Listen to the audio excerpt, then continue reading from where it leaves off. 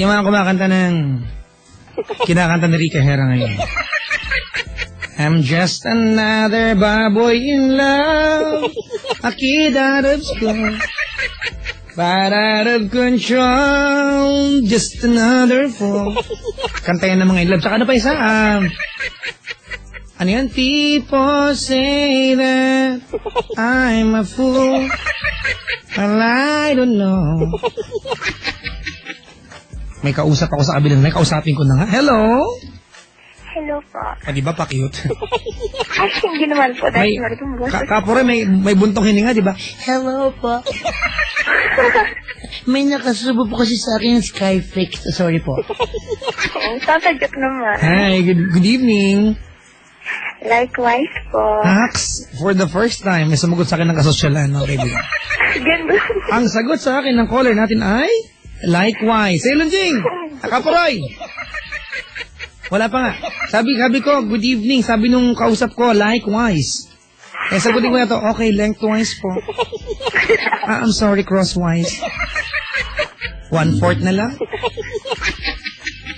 Ha? Kaporoy, si Shai nasa kabilang line. Hi daw, sabi ni Kaporoy. Hello din. Ayan, may paglandi. May shota na si Kaporoy. Ganun. At mahal mo ba girlfriend mo, Kaporoy? Mahal mo? Utot mo, Blue. Alright, Shai. Po. Anong ginagawa sa buhay at the age of 23? Wala po. Dito lang po sa bahay. Ayun lang, pabigat sa lipunan. Alright, kwentuhan mo ako. Ano ang paglilingkod ko sa'yo? Okay po. It's about my ex-boyfriend po. Malungkot ba ito? Siguro po. Siguro.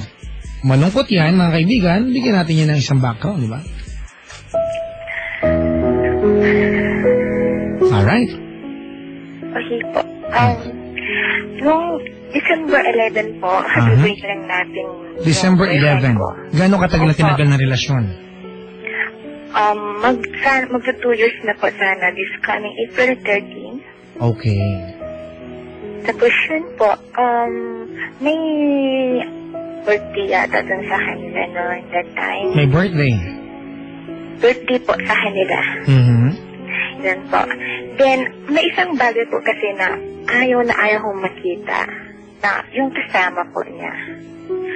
Kasi po, despite na kami, tinanggap ko po na meron din siyang iba. Okay, stop.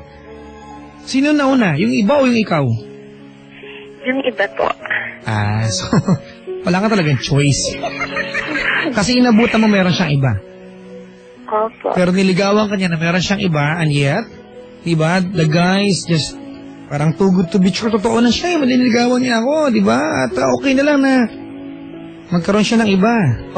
Okay na lang na ako'y maging kabet, gano'n. Mahal mo. Mahal ko po eh. Tanga ka lang din, ano? Sige, tuloy. Tapos yun po, kapag may pinupuntahan po sila, kasi dito po sa amin, nadadaanan nila. Tapos, every time na lumalabas silang dalawa, yun po, sa ibang daanan po sila bale, may shortcut. Alam ba nung girl ang tungkol sa iyo? Hindi po. Sige. Kumbaga, ikaw yung nagpaparaya. Opo. Gusto mo eh. Sige tuloy. Tapos? Tapos yun po, kahit meron naman po siyang iba, nararamdaman ko naman po na mahal niya ako. Wow, ganda ha. Sige tuloy. Yun po, lagi ko siya tumatawag. Tapos every time po na, kahit sabihin na pa natin na, meron po yung naisip ko na parang pinaglolo ko yata ko nun. Pero, binibigyan po kanya ako ng allowance. Every time na nawawalan po ako ng pera. Okay. So, naging regular ba magbibigay niya ng pera sa'yo? Every week po. Kung pwede ko bang i-assume na pag hindi kanya binibigyan ng pera, ay matagal nang tapos ang relasyon ninyo? Actually po, yung pera po na yun na binibigay niya sa akin is kompleto po na binigay ko sa kanya nung naghiwalay kami. Saan mo dinadala yung pera? Iniipon ko every time yung binibigay po niya sa akin nun, iniipon ko po, hindi po winagastos. Bakit mo tinatanggap? Hindi ko po tinatanggap. Actually, every time po na kita tayo, ganun po. Nilalagay lang po niya sa bag ko. Hindi, saka na lang po malalaman na may pera siyang nilagay doon kapag nandun na sila sa house. Sige, kwento mo yan. Sige. Yun po. Tapos nung nga po, December 11, dumaan nag-away po kasi kami kinagabihan. Ba't kayo nag-away? Yun nga po, kasi hindi siya kasi po lang ako kasi siya natatawag siya sa akin. Tapos hindi siya tumawag. Alam naman po niya yung ugali ko na super duper selosa. Tapos pero kahit selosa naman po ako, naiintindihan ko naman po yung sitwasyon niya na meron siyang give-in. Live-in? Yeah. Dapat talaga intindihin mo yan. Pinasok mo yan eh. Oo po, yun po. Tapos po, alam niya na ayaw ko talaga po na nakikita ko silang magkasama. Ayaw ko po na ganun. Pero that time po, habang po nagdidilig ako ng mga halaman. Ayan na, kinakausap ng mga kids. Dumaan po sila. Nabigla po. Nabigla ka? Yun. So, magkayakap. Magkayakap? Yahoo! Oh my God. Aray ha. Tapos yun, halos di ko na po, yung na-shock po ako. Anong ginawa mo sa mga halaman nung nabwisit ka na? Wala po, iniwan ko na lang po. Hindi ko na po itinuloy yung pagdidilig. Kawawa naman yung mga halaman, ha? Tapos yun po, nung tinext ko po siya, sabi ko sa kanya, di ba, sabi ko sa... Naku, patay, mga kaibigan. Mga kaibigan, huwag kayong aalis, ha? Ito yung mga tinatawag natin na mga ha? Hindi ko lang ang tawag dito, pero babalikan po natin siya para malaman ng buo ang kanyang kwento. So, tinadial na po natin. Huwag kayong aalis, dyan lang kayo, ha? Ito na. Mga kaibigan, at, ayan, ha? Uy, the number you dialed is eating right now. Yun ang sagot. My God, ha? Ayan na, mga kaibigan. Tinadial na po natin, ha? Ay! Naku, the owner of the phone number you dialed is a gay. Oh my God, is a gay daw, Kapuroy. Eto mga kaibigan. Ang hirap talaga, no? Ito po ay long distance kasi she's from Ilocos. Baka hindi niyo po alam, mga kaibigan. Galing po siyang Ilocos. Ayan, nagdating na po. Hello? Hello po, sorry. Galing kong DJ, no? Thank you. Wala akong kasama sa booth yan. Ako lang, ha? Si Kapuroy kasi busy. Inaasikaso yung kabilang estasyon, Yes FM. Alright, Shy. Po. Okay, tuloy mo. Nakita mo silang dumaan, magkasama, magkayakap. Opo. Habang nag-drive po siya, niyakap po siya ng girl. Ay, baka naman alam ng girl nakatingin ka. Hindi ko po alam. Ngayon? Tapos yun po, tinext ko po siya, sabi ko po sa kanya, di ba, sabi ko sa'yo, ayoko na nakikita ko pa yung magkasama. Tapos nag-sorry naman po, sorry, may dinaanan lang kasi kami, sabi ko ng gano'n. Tapos yun, dahil po sa sobrang sakit na ramdaman ko, sinabi ko po sa kanya na, mas mabuti pang maghiwalay na lang. Ayan na, bigla ka nang umarte. Opo. Tapos yun, ayaw po niya.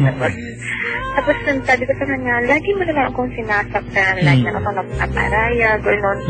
Hindi ko na yata kaya. Ano ba yung gusto mo kasi mangyari, hiwalayin yung para sa'yo? Yun naman po, yung gusto ko kasi is kahit naman po. Hindi, sagutin mo ako. Kasi di ba sabi mo, lagi ka nagpaparaya. Tama, di ba? Opo. Iyan ang sabi mo sa kanya. Nung inabutan mo yung relasyon na yan, meron siyang iba. Tama, meron siyang relasyon. Opo. Pumayag ka maging kabit. Actually po. Sagutin mo ako. Opo. Pumayag ka maging kabit. Opo. Ibig sabihin, wala kang karapatan na mag-inarte na nagpaparaya ka dahil yun talagang gagawin mo. Ako po, kasi nangako naman po siya sa akin na ayaw na daw niya yung sa girl. Sabi lang niya yan. Wala ka naman. Wala ka naman dyan. Dalawan. Ito naman po siya eh. Ha? Ramdam ko naman po na mahal niya talaga. O, di bahala ka. Naniwala ka na eh. Tapos yun po. Nabilog na yung ulo mo. Fine. Tapos yun po, ayaw niya nung una. Sabi ko, lakasan mo. Talaga. Yun po. Tapos sabi ko ba sa kanya, ayaw na talaga. Iwalay na talaga tayo, sabi ko po. Tapos that time po, pinagselos ko po siya. May mga, kasi may mga manliligaw rin. Nag-boilet ang lola mo. Hindi, sa totoo lang po, may mga manliligaw rin po. Kasi ako, Then that time po, pinag-seryosan din po niya dyan. Sabi ko sa kanya, siguro, sagutin ko na lang yung mga to para kalimutan na kita. Then, mag-stick ka na lang dyan sa kinakasama mo. Sabi ko sa kanya. Tapos ayaw niya. Tapos yun, every night po, palagi po siyang dumadaan po dito sa amin para daw check kung meron pong bumibisita sa akin. Po. Tapos sabi ko sa kanya, wala na siyang karapatang gawin yun kasi wala na kami. Tapos po, yun po. Pero, alam po, mahal ko pa rin Pantilo. Hirap talagang kalimutan. Huwag mo kalimutan. Yan naman kasimple yan. Tapos yun po, akala ko, hindi ko na talaga siya mahal. Kasi yun po, nag-change po siya ng number. Hindi ko alam, pero tumatawag siya gamit yung cellphone ng pinsan niya. Tapos yun po, di ko nga po alam kung ano ba yung ibig sabihin na tumatawag siya, pero ayaw naman nang ibigay sa akin yung number niya. Tapos pag nakikita ko naman po siya, umingiti. Yun. Ayoko naman ganong ngiti. Bakit ayaw mo ng ganong ngiti? Buong iba siya? Hindi. Totoo lang. Kasi ayoko nang ma-inlove ulit sa totoo lang. Ayaw mo na ma-inlove, hindi. Hanggang ngayon, inlove ka pa rin pa sa kanya. Hindi, wala i-minis ko. Yung gusto ko na talaga siyang kalimutan. Yung mga what I mean ka, pek, kusangit na din. Anong gusto mong tanong sa akin? Kung, yun po, ano po ba yung dapat kong gawin para kalimutan siya? Wala. Hindi po. Wala ka. Yun lang, kung ano ginagawa mo, tuloy mo na lang. Papa John. Seryoso ako. Di ba? Kasi unang-una na, asar ako sa'yo, nabubusit ako bigla sa'yo. Alam mo kung bakit? Bakit po? Reklamo ka dyan, wala ka na makapatang umarte. Kung dumaan sila sa harap mo, pasensya na ha, mga kaibigan. Kahit magkasiping silang dumaan sa harap mo, anong pakialam mo, magkasawa sila. Wala kang karapatang umarte, tinanggap mo yung posisyon mo, di ba, pagpasok mo sa buhay nila, yan eh. The very day na binigyan mo ang sarili mo sa kanya, pumayag ka na maging kabit, at alam mo ang, di ba, ang consequences nun. For 2 years, pinakakuha ka niya, di ba, you continuously believed, di ba, na yung mangyayari.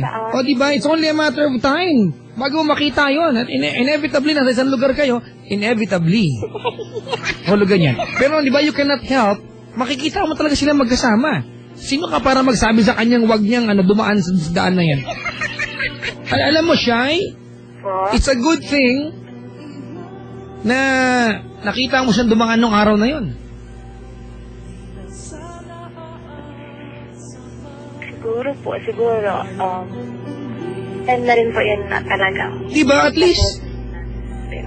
Diba, at least nagkaroon ng turning point. Pero bakit po ba no? Alam mo kung... Ngayong nakakalimutan. Alam mo siya, kung hindi ka nasaktan nung araw na yun, malamang kabit ka pa rin. Masaya ka ba? Tinatawag kita ng kabit ka? Hindi po, masakit po. Masakit, diba? Yun yung katotohanan. Oo, yun talaga. Yun po, pero... Ngayon po, unti-unti na po akong nag-move on. Pero parang bumabalik po siya. Normal yan, mga kaibigan. Meron kanta akong minapakinggan kanina.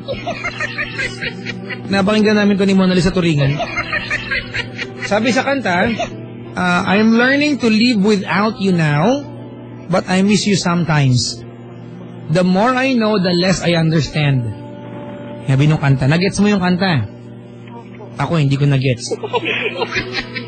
Ganun talaga, mga kaibigan. May mga pagkakataon na pag sobra tayo nasaktan, we are so determined na kalimutan yung taong yan, iwanan yung taong yan, mag-move on. Diba? Na hindi siya kasama sa buhay natin, moving along without this person. Ganyan tayo, diba? Pero in the process of moving on, trying to go on with your life, na ikaw mag-isa, may mga moment na uupo ka sa isang sulok, you will try to look back na, oh my God, hindi lang pala sakit na nabigay sa akin ng taong ito, sumaya din ako. At yung mga pagkakataon na mamimiss mo siya, di ba? Opo. Na, napasaya pala niya ako. Yun yung mga feelings na kahit ano mangyari, hindi pwedeng agawin sa ibang tao, hindi ba nanakaw sa'yo. Pasalamat ka nila, may ganun kang feelings. Di ba? May ganun ka naging karanasan sa kanya. Na once upon a time, kinalimutan mo ang sarili mo just, di ba? Just to understand yung kalagayan ng tao mahal mo. Di ba? Nagmahal ka ng tama. Maling tao lang yung minahal mo. Kasi yung tao minamahal mo, Di ba, belongs to someone else. At alam mo yun.